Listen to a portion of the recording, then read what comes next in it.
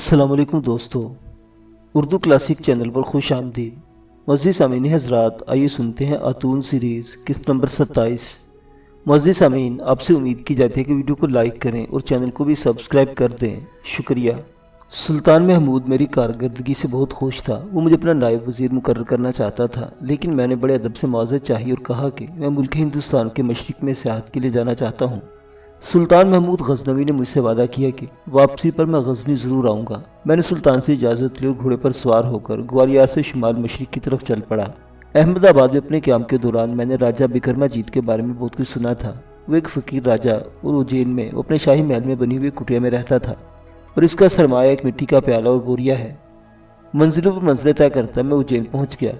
मुसलमान अभी यहाँ तक नहीं पहुँचे थे। सुल्तान महमूद का लश्कर अहमदाबाद और ग्वालियर के आसपास के राजवाड़ों को फतह करके मुती बनाने के बाद गजनी वापस जाने की तैयारियां कर रहा था। उज्जैन में एक बहुत बड़ा मंदिर था जिसका नाम महाकाल था। ये मंदिर बिक्रमाजीत ने बनवाया था, जहाँ बुतों की पूजा होती थी। जो ब्राह्मण और पुजारी इस मंदिर में रहते थे, इन्हें राजा की तरफ से वजीफा मिलता था। उज्जैन में राया बहुत खुशहाल थी। राजा का अपने राय से सलूक बरादराना था। इस वक्त राजा बिक्रमाजीत की उम्र 50 साल की हो गई थी। वो दिन के वक्त दरबार में आकर अहम फैसले करता और रात को देर तक अपनी कुटिया में बैठा इबादत करता रहता था। इसकी कुटिया के गिर्द अगरचे पहरा लगा होता, मगर इससे हर कोई मिल सकता था। एक मुद्दत से मेरी किसी हैसियत का तयन जाहिर नहीं हुआ था। मैं हर जगह एक अजनबी सयाह की शक्ल में दाखिल होता था। उज्जैन पहुंचकर मेरा ख्याल था कि शायद यहाँ मेरी किसी हैसियत का पहले से तयन हो चुका हो, यानी हो सकता है लोग मुझे यहाँ किसी मंदिर का पुजारी समझकर मेरा इस्तकबाल करें। मैं घोड़े पर सवार शहर की कुशादा सड़कों पर से गुजर रहा था। मेरा इरादा राजा बिक्रमाजीत के महल में इससे मुलाकात करने का था। इस वक्त दिन का दूसरा पहर गुजर रहा था। मौसम खुशगवार था। इन इलाकों में वैसे भी सर्दी ज़्यादा नहीं पड़ती थी। मुझे मालूम हो कि राजा बिक्रमाजीत इस वक्त दरबार में मुकदमों के फैसले कर रहा है और इससे शाम के बाद कुटिया में मुलाकात की जा सकती है। मैं वक्त गुजारने के लिए शहर से बाहर निकल गया।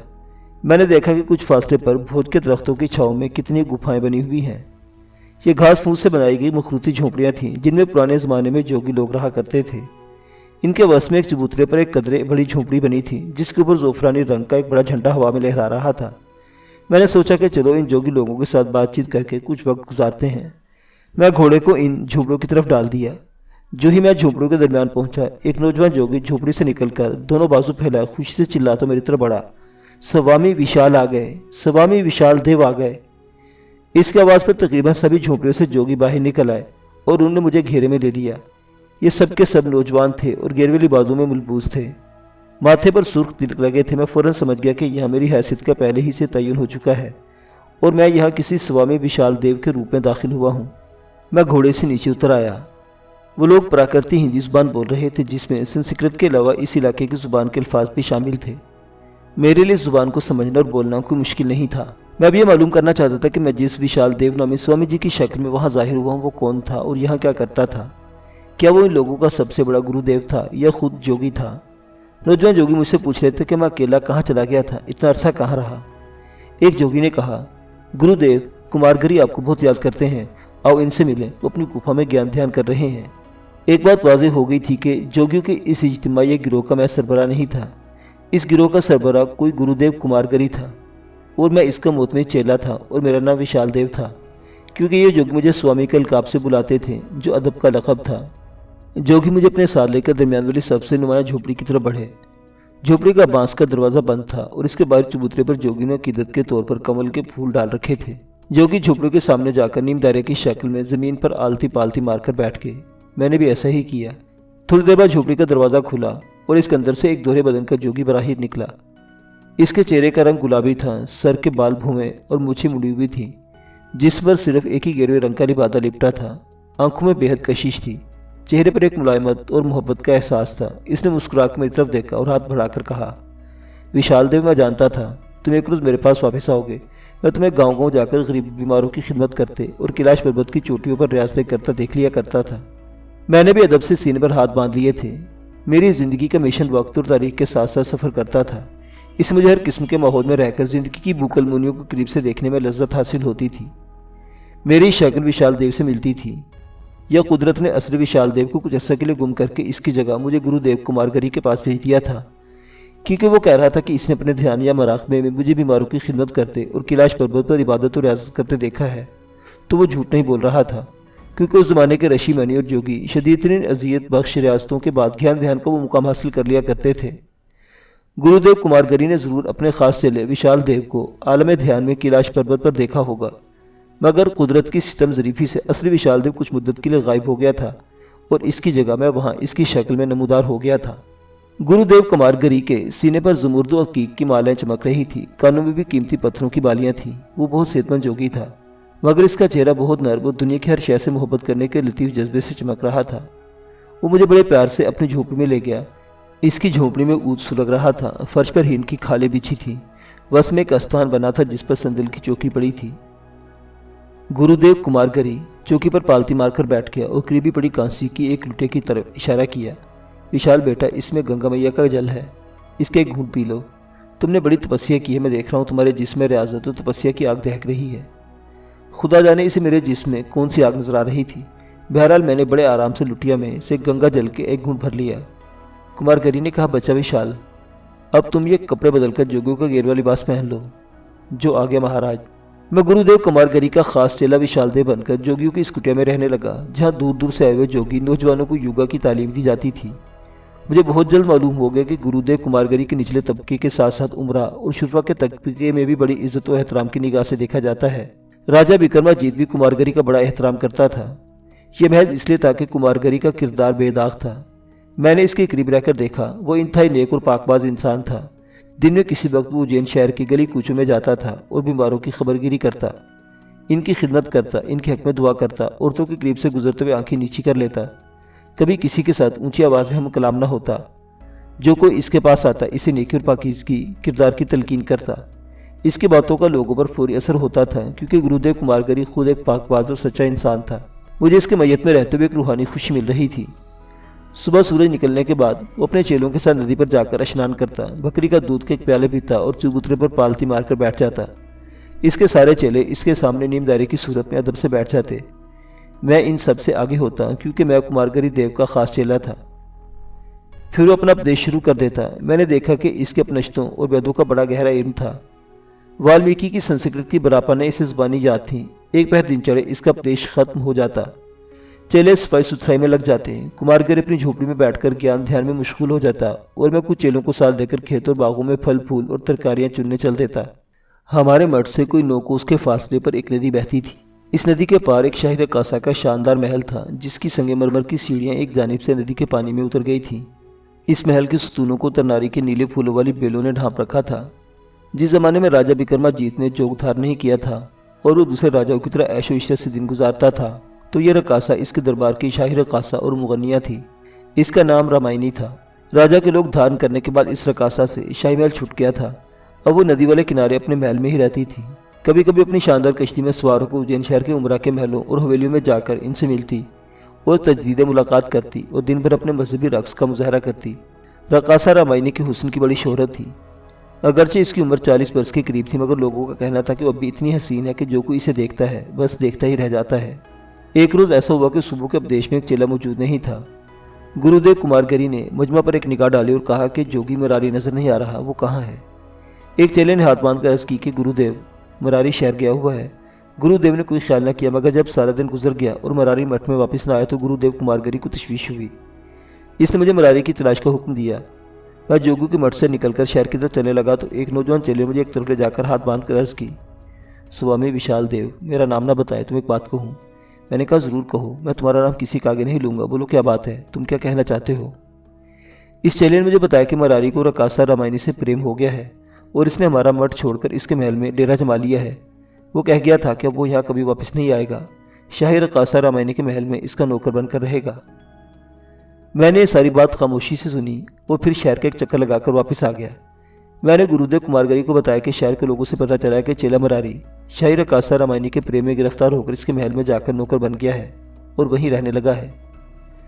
गुरुदेव कुमारगरी के दिलावेश चेहरे पर हल्की सी मुस्कुराहट नमूदार हुई। इसने कहा, नादान है, सुर को छोड़कर नर्क की तरफ चला गया है, हम इसे वापस लाएंगे। उस रोज शाम होने से कुछ पहले गुरुदेव कुमारगरी ने मुझे साथ दिया, खड़ावें पहनी, हाथ में संदल की लकड़ी का गंगा जल से भरा हुआ करमंडल पकड़ा और शाही रकासा रामायणी के महल की तरफ चल पड़ा। वो इसे अपना चेला वापस लेने जा रहा था, जो इसके ख्याल में बहिश्त को छोड़कर जहन्नुम की आग के शोलों में जाकर बैठ गया था। 2 कोस तक खेतों और दरख्तों में हम पैदल चलते गए। कुमारगरी खामोश रहा। रास्ते में इसने मुझसे कोई बात न की। हम नदी पर पहुंच गए। इस नदी का पाट 50-60 गज था। नदी के दूसरे किनारे पर हौज और आम के घने झुंडों में रकासा रामायणी का पुराना मगर नहायत शानदार और पुरस्कू मरमरी महल नजर आ रहा था। यह महल सीताफल, केले और आम के दरख्तों में घिरा हुआ था। सतूनों और दीवारों पर जंगली फूल मुस्कुरा रहे थे। नदी पार करने के लिए वहाँ कोई कश्ती नहीं थी। मैंने गुरुदेव कुमारगरी से कहा, गुरुजी, यह कोई कश्ती दिखाई नहीं देती कि हम तैरकर नदी पार करेंगे। गुरुदेव कुमारगरी के होंठ पर खफीफ सा तबस्सुम नमूदार हुआ। इसने कहा, हम चलकर नदी पार करेंगे। तुम मेरा हाथ थामे रखना, अगर छोड़ दिया तो नदी में डूब जाओगे। मैं कुछ हैरान सा हुआ कि ये शख्स ये कह रहा है। भला कोई इंसान पानी पर चल सकता है? फिर सोचा क्या शायद इसने साला साल की इरादा से ये मुकाम हासिल कर लिया हो जिससे पानी पाँव के नीचे शीशे की तरह सख्त हो जाता है। मैंने इसका हाथ थाम लिया। इसने अपना एक हाथ आसमान की तरफ उठाया और अपना दायां पाँव बढ़ाकर नदी के पानी की सतह पर रख दिया। मैंने भी इसका साथ ही अपना दायां पाँव भी पानी की लहरों पर रख दिया। आपको यकीन नहीं आएगा, लेकिन यह हकीकत है कि मेरे पाँव के नीचे नदी का पानी पत्थर की तरह सख्त था। आज भी मैं यहाँ कराची में बैठा जब इस लम्हे का तस्वुर करता हूँ तो मुझे अपने पाँव के नीचे पानी की संगीन सख्त महसूस होती है। मैंने कुमारगरी का हाथ थाम रखा था और हम दोनों नदी की लहरों पर यूं चल रहे थे जैसे किसी मैदान में से गुजर रहे हों। दूसरे किनारे पर पहुंचकर गुरुदेव कुमारगरी के महल की सीढ़ियां चढ़कर रामायणी के महल के बंद दरवाजे के आगे खड़े हो गए। उन्होंने अपनी गर्दन में से जुमर्द की माला उतारकर अपने हाथ में पकड़ी और बुलंद आवाज में कहा, रामायणी, हम तुम्हारे महल पर अपने चेले को वापस लेने आए हैं। हमें हमारा बच्चा वापस कर दो, हम चले जाएंगे। भगवान तुम्हारा भला करे। मैंने इससे पहले गुरुदेव कुमारगरी की आवाज़ में इतनी गूंज कभी नहीं सुनी थी।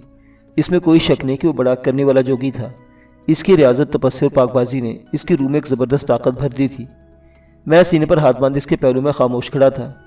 इतने में दरवाज़ा खुला और एक स्याह चश्म, स्याह गेसू वाली देवदासी ने गुरुदेव के हाथ जोड़कर प्रणाम किया और कहा, महाराज, मालकन ने अर्ज़ किया है कि आप अंदर तशरीफ़ ले आइए, आपकी अमानत आपको मिल जाएगी।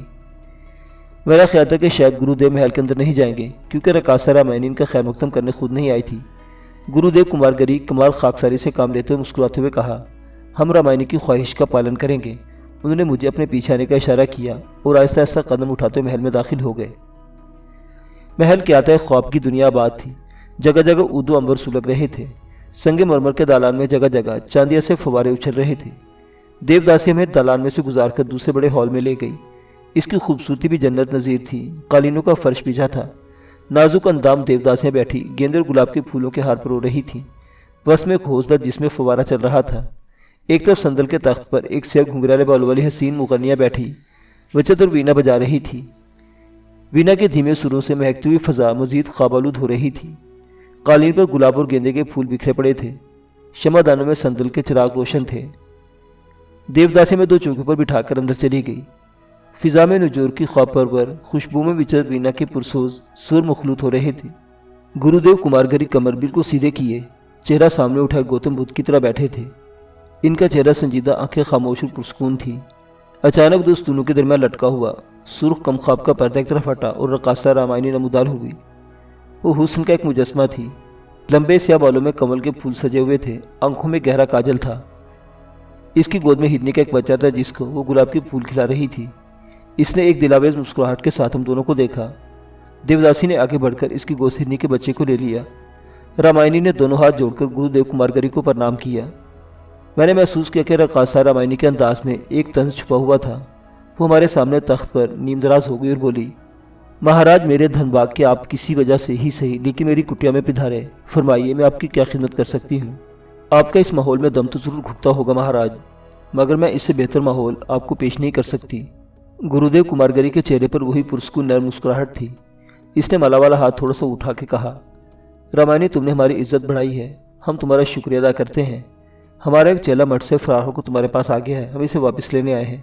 रकासा रामायणी के हाथ में गेंदे का एक फूल था। इसने फूल को हवा में उछालते हुए एक नकरई कहका सा लगाया, फिर गुरुदेव की तरफ देखकर बोली, महाराज, आपके चेले को मैंने नहीं बुलाया था, वो खुद मेरे महल में आया है। कुमारगरी बोले, रामायणी वेदों में लिखा है कि जगत में सबसे बड़ा जहन्नुम रक्स की लपक में है।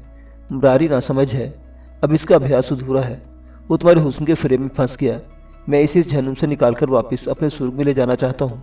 रकासा रामायणी ने ज़ेरेला मुस्कुराते हुए हाथ के इशारे से विचित्र वीणा के सुरों को खामोश हो जाने के लिए कहा। देवदासी की उंगलियां वीणा के चांदी के तारों पर वहीं रुक गईं। महाराज, रामायणी के अंदाज में कटीला तंज था, आप अपने जिस स्वर्ग की बात कर रहे हैं इस स्वर्ग ने मरारी के नौजवान खून को मुंजमद कर दिया था। भगवान ने इसे ये खून इसलिए नहीं दिया था कि इसे मौत से पहले ही रगों में जमाकर सर्द कर दे। आपके मठ में इसे सिवाय रूह, रियाजत और बुतों के आगे संगीन सजदों के सिवा और क्या मिल सकता है। मेरे महल में इसकी खोई हुई जिंदगी फिर से वापस मिल गई है। जाइए मेरे बाग में जाकर देखिए, वो इस वक्त अपनी हसीन हमजोलियों के साथ संदली चिरागों की रोशनी में रक्स कर रहा है। गुरुदेव कुमारगरी ने एक लम्हे के लिए चुप रहे। मैंने उनके चेहरे की नजर उठा के देखा, वहाँ वही पुरस्कून और दिलावेज मुस्कुराहट थी। उन्होंने कहा, मरारी नादान है, तुम्हारी तरह वो भी माया के लोभ में गिरफ्तार हो गया है। जिसको तुम जिंदगी की जोत का नाम देती हो, वेदों ने इसे इंसान की सबसे बड़ी भूल बताया है। रामायणी बोली, महाराज, क्या वेदों ने यह भी नहीं बताया कि आकाश के देवता भी देवियों के प्रेम में गिरफ्तार होते हैं और अपनी बरसों की रियाजत छोड़कर शोक चश्म देवियों के गुलाम बन जाते हैं। अगर उस माया से देवता अपना दामन नहीं बचा सके तो इसमें गरीब मरारी क्यों दोष देते हो। कुमारगरी बोले, रामायणी, इसमें मरारी का कोई दोष नहीं, इसका कोई कसूर नहीं। कसूर तुम्हारी हद से बड़ी हुई शोला बयानी का है, जिसकी शोहरत के घने स्या बादल नौजवानों के दिलों को अपनी तारीखियों की निगल लेते हैं। रामायणी तख्त पर नींदराज थी। वे एकदम से ऐसे भड़ककर उठ बैठी जैसे किसी नागन को छेड़ दिया हो, लेकिन फौरन ही संभल गई और तिरछी नज़र से हमारी तरफ देखकर बोली, महाराज, मुझे शोला बयानी और हुस्न भी आपके भगवान ने ही बख्शा है। इन शोला बयानियों की रोशनी में चलते हुए मैं भी भगवान की इबादत ही करती हूँ। फिर इसने ताली बजाई। एक देवदासी सर झुकाए सामने आन खड़ी हुई। रामायणी ने हुक्म दिया, मरारी को बाग से बुला लाओ, कहो तुम्हारे गुरुदेव तुम्हें स्वर्ग से वापस ले जाने के लिए आए हैं। देवदासी चली गई। रामायणी ने खास अंदाज से गर्दन टेढ़ी करके कुमारगरी को देखा और बोली, महाराज, क्या कभी आपने भी किसी औरत से प्रेम किया है। गुरुदेव कुमारगरी ने अपनी माला वाले हाथ की उंगली छत की तरफ उठाई और कहा, रामायणी, हमने सिर्फ भगवान से मोहब्बत की है। भगवान की मोहब्बत ने हमें दुनिया के गुनाहों से बचा लिया है। औरत की मोहब्बत हमारे लिए एक छलावा है, माया है। रामायणी ने एक नकली कहकर इस पुरस्कार ख्वाब में इस फिजा में गूंज किया, महाराज, पर मठ छोड़कर मेरे महल में आ जाएं। मैं आपको बताऊं कि औरत की मोहब्बत में क्यों इतना जादू होता है कि जिसके आगे देवता भी अपने आप को बेबसी महसूस करने लगते हैं। गुरुदेव कुमारगरी ने कोई जवाब न दिया। इतने में देवदासी हमारे मठ के नौजवान चेले मरारी को साथ लेकर आ गई। मरारी का हुलिया ही बदला हुआ था। इसके हाथों में बांसुरी थी, गले में फूलों के हार थे, चेहरा लाल हो रहा था, आंखों में काजल था। गुरुदेव उठ खड़े हुए। इन पर नजर पड़ते मरारी घबरा गया। इसके हाथ से बांसुरी गिर पड़ी और वो हाथ जोड़कर सर झुकाए नदामत के एहसास के साथ अपनी जगह साकित हो गया।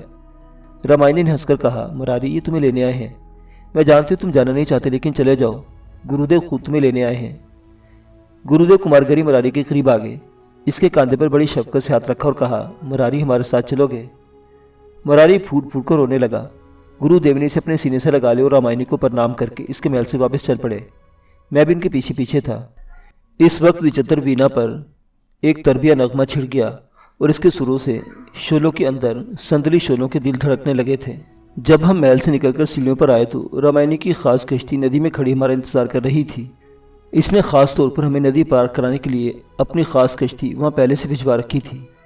हम खामोशी से कश्ती में बैठ के, कश्ती के माथे के मेहराब पर एक शम्मा रोशन थी। कश्ती को 4 मल्ला खे रहे थे और कश्ती रात के अव्वली अंबरी अंधेरों से निकलकर नदी के लहरों पर आहिस्ता आहिस्ता दूसरे किनारे की तरफ चली जा रही थी। गुरुदेव स्वामी कुमारगरी ने इस रात अपने सब चेलों को एक बड़ा रूह अफजा दर्स दिया।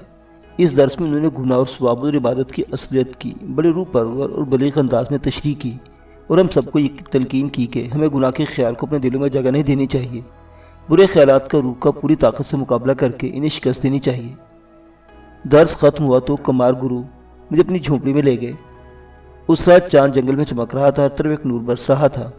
वो चौकी पर बैठ के इनके दाएं जानिब चिराग जल रहा था। इसी किस्म का नूर इस पाकबाज इंसान के चेहरे से भी फूट रहा था। कुछ देर उन्होंने तवक्कुफ की, आंखें बंद किए खामोश बैठे रहे। फिर आंखें खोली, मुझे गहरी नज़र से देखा और कहा, विशाल देव, मेरा मन कहता है कि इस रकासा रामायणी को ईश्वर की भक्ति का पैगाम सुनाओ। वो गुनाह के रास्ते पर जा रही है, इसे सीधे रास्ते पर लाओ। मैं कल इसके महल में इसे ईश्वर भक्ति और जोग का दर्श देने फिर जाऊंगा। क्या तुम मेरे साथ चलोगे? मैं कैसे इनकार कर सकता था, ये एक नेक काम था। मैंने कहा, गुरुदेव, मैं आपके साथ जरूर जाऊंगा। आपके उपदेश सुनकर हजारों इंसान जो अंधेरों में भटक रहे थे सीधे रास्ते पर आ गए। क्या खबर रकासा रामायणी भी अपनी गुनाह आलूदा जिंदगी को छोड़कर नेकी की राह पर आ जाए। गुरुदेव मुस्कुराए। मुझे यकीन है मेरे उपदेश से वो जरूर सीधी राह पर आ जाएगी। इसका मन साफ है, मगर वो भटक गई है। दूसरे रोज गुरुदेव कुमारगरी ने मुझे साथ लिया और हम रकासा रामायणी के महल में पहुंच गए। मुझे खुशी है कि इस बहाने इस हसीन औरत के दर्शन हो गए। हकीकत यह है कि मुझे रामायणी का महल ख्वाब परवर माहौल बहुत पसंद था। रामायणी गुरुदेव को देखकर पहले तो कुछ मुतअज्जिब हुई, फिर इसने इन्हें अपने कमरा खास में बुलवा लिया, हमारे आगे फल फूल रखे, फिर वो बातें करने लगी कि हमारे आने की वजह दरियाफ्त की। इसे दिलकश अंदाज में मुस्कुराते पूछा, महाराज क्या फिर कोई चेला आपका मठ छोड़कर हमारे स्वर्ग में आ गया है? महाराज ने मुस्कुराकर कहा, नहीं रामायणी, इस बार हम खुद अपनी मर्जी से अपना मठ छोड़कर तुम्हारे पास आए हैं। हम समझते हैं कि हम पर तुम्हारी तरफ से एक फ़र्ज़ है, हम वो फ़र्ज़ पूरा करने आए हैं। इसके बाद गुरुदेव कुमारकरी ने अपना दर्स बड़ी दिलनशीन उपदेश के अंदाज में शुरू किया। रामायणी एक दिलरुबा बेनियाजी के साथ इनका दर्स सुनती रही। साफ लगता था कि शाही रकासा पर महाराज की बातों का असर नहीं हो रहा। जब गुरुदेव ने अपना दर्स ख़त्म किया तो इसने एक अदाए बेनियाजी के साथ उठते हुए कहा, महाराज क्या आप मेरा रक्स देखेंगे? इस रक्स में राधा अपने स्वामी की जुदाई में भगवान से प्रार्थना करती है। गुरुदेव उठ खड़े हुए, रामायणी तुम्हारा रक्स हम जोगों के लिए किसी दिलचस्पी का बायस नहीं हो सकता। हम अपने मन में हर वक्त भगवान की भक्ति में मसरूफ़ रहते हैं। गुरुदेव मुझे साथ लेकर वापस अपने मठ में आ गए। दूसरे रोज़ फिर रकासा रामायणी के महल में इसे नेक हदायत देने की गर्ज से गए। मैं भी इनके साथ था। इस रोज़ में महफिल रकासा रामायणी के कमरा खास में जमी। गुरुदेव ने अपना उपदेश शुरू किया और रकासा रामायणी तख्त नींदराज बैठी एक शान बेनियाजी से गुरुदेव के उपदेश सुनती रही। जब दर्स ख़त्म हो तो बिल्कुल पहले की तरह थी, इस पर कोई असर नहीं हुआ था। इसने एक बार फिर गुरुदेव से अपना रक्स पेश करने की इजाज़त तलब की। गुरुदेव ने रक्स देखने से इनकार कर दिया और हम वापस आ गए। गुरुदेव कुमारकरी बड़ी साबत कदमी से अपना फ़र्ज समझकर रकासा रामायणी को राह रास्त पर लाने की जिद्दोजहद कर रहे थे। वो हर रोज़ उन्हें अपने साथ ले जाकर रामायणी के महल में जाते, इसे नेकी की तलकीन करते, नेक ज़िंदगी बसर करने को कहते। वो खामोशी से इनका दर्द सुनती, इनकी खिदमत करती और फिर अपने ख्वाबगाह में चली जाती। इसी तरह 2 हफ्ते गुजर गए। रकासा रामायणी पर गुरुदेव के उपदेश का असर होना शुरू हो गया था। अब वो खुद गुरुदेव को छोड़ने में हल्की सीढ़ियों तक आने लगी थी, लेकिन इसने अपनी ज़िंदगी के बारे में भी कोई फैसला नहीं किया था। वो महाराज की बातें बड़ी गौर से सुनती। अब वो बड़े अदब से इनके सामने कालीन पर रोज़ाना आकर बैठी रहती थी। उपदेश के दौरान इसकी वो पहले वाली बेनियाजी जाती रही थी। मुअज़्ज़िज़ सामीन हज़रात, सदियों के मुसाफिर की ये दास्तान अभी जारी है। वाक़िया अगली किस्त में देखते रहिए उर्दू क्लासिक। अल्लाह हाफिज़।